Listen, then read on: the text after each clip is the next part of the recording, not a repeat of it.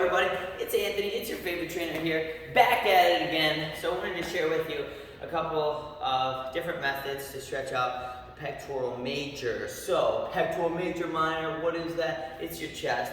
So a lot of people spend a lot of time closing off, so not only the AC joint is affected, but also you do have this whole joint, shoulder joint affected too.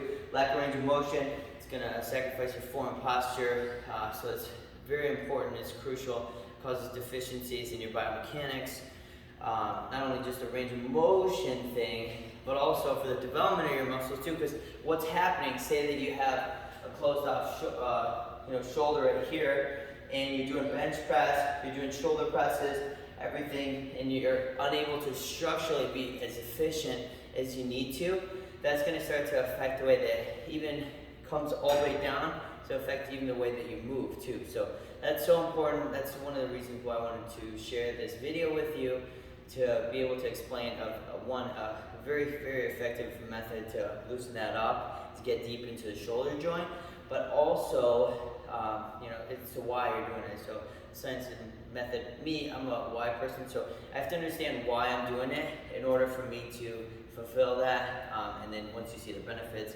then you start to feel better, move better, muscles start to look better. Anyways, all the above. Look at, this is what I got right here. So it's a bar, I'm on a rack. Pretty simple. So they have them at every gym. This is just a station, just a bar. You need a hard surface for this one. You can use even a Smith machine. So the Smith machine, they have them at different gyms. It's the one with the rack. You pull up, move it up and down. But this one, already set it up for us.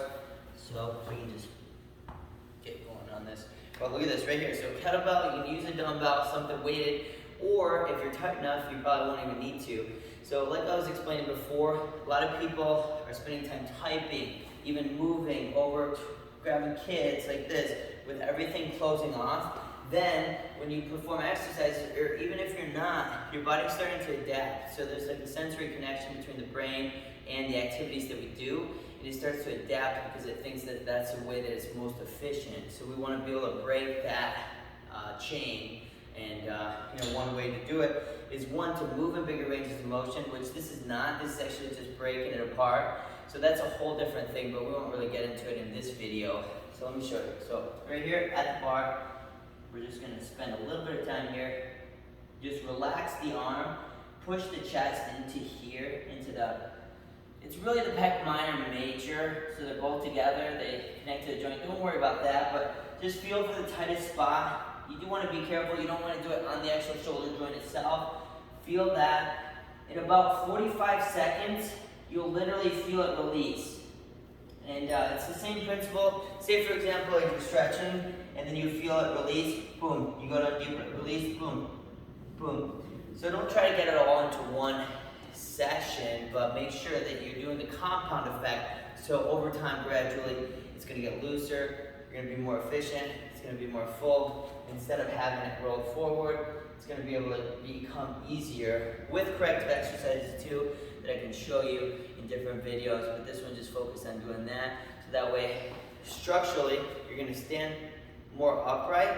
Also too, I had a little bit of neck pain here a long time ago. This right here, what was happening is this is so closed off and so tight for me benching and doing chest and all these things that they say that we, do chest, yada yada, what's your bench?